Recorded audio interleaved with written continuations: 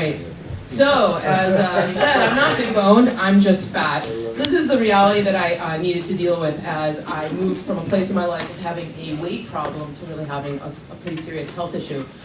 So with all due respect to Cartman, who you guys have seen South Park, right? But I come by it honestly, I definitely have a family history. In particular, I have a family history of eating out. We own a family business that distributes restaurant supplies. We've been in business since 1921, and so we've been eating out for a living, particularly high sodium, high fat foods. My weight problem was exacerbated by a knee injury where they put a screw in my knee when I was 12 years old. But at 16, I weighed 128. And my mom said, you know, girls shouldn't weigh above 100. So she took me to a diet doctor. And the net result of that is that I was very popular at high school parties in the 70s because I had prescription amphetamines. But that was a very externally driven and vanity-driven choice around weight loss. And it wasn't terribly successful. At 37, I weighed 155. So we see I'm kind of going up there unchecked. And my motivation then was my brother's wedding, and I was the older sister, and I didn't want to be the fat older sister. Plus, my very skinny marine sister-in-law chose this, of course, really ugly bridesmaid's dress that I had to then squeeze into, and I was quite a bit older than her friends.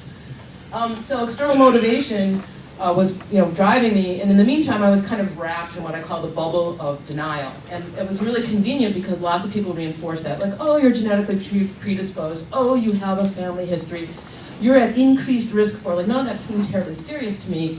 Until I saw this graph, which now we're at 2010, I'm 48 years old, I weigh 186, so in this height.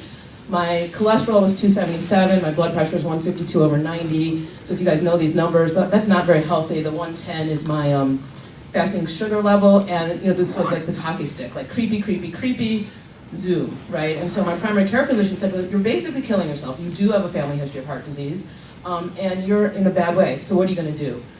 So I looked around, and it turns out, as you guys know, I work at IDEO, and we have this, sort of well-known behavior change loop, we call it. And so it's really about believing and understanding what's going on with you, and then getting the knowledge to do something about it, and then acting.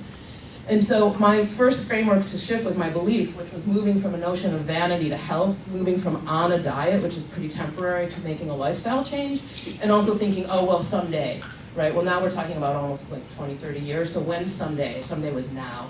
And I decided to go to the Pritikin Longevity Center. Some of you guys may know it. It's known for being very medically based, very scientific, evidence-based, and it's really about a lifestyle change. They have great results. Usually people see results in 2 to 3 weeks. I went for a 2-week residential program.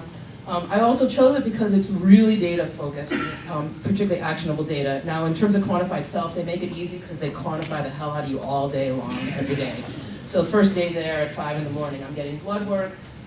And then I decided, let's confirm, big boned or fat? What's the story? And the body scan confirmed it. I had 35% body fat. So that is, if you look at the BMI chart, I was obese. And so there was no really denying that.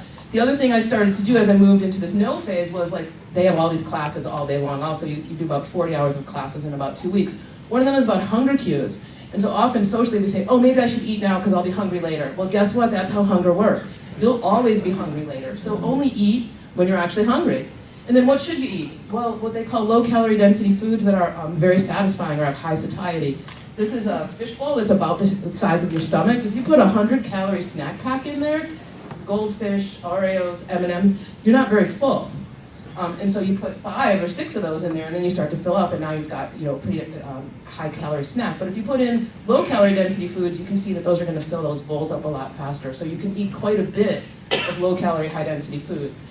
The other thing about Pritikin that I really enjoyed and that I've been trying to recreate in my day-to-day life is the team approach. One thing I particularly liked is there's no care manager. I was my care manager, but I had a physician, a physical therapist who specialized in biomechanics who helped me a lot with that knee challenge.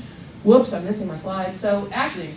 This is my dinner on Sunday nights that I prepare for my partner and myself, and we try to cook ahead. So this is like food I'm going to grill to make 2 or 3 meals ahead of time. The other thing I should mention about Pritikin is a lot of exercise. That's the thing I'm having the most challenge with. But in terms of results, I was at 186, I'm about 158 now. My goal for my 50th birthday is to lose another 18 pounds. My cholesterol's at 190, I'd like it to be a little bit lower. And in terms of impact, I really would like to scale what I learned. So how can you scale Pritikin? Fresh food, more readily available, exercise, fun and easy, social support group, and an incredible care team. So that's what I'm hoping to do as I think through how to apply design to my health challenges. Thank you.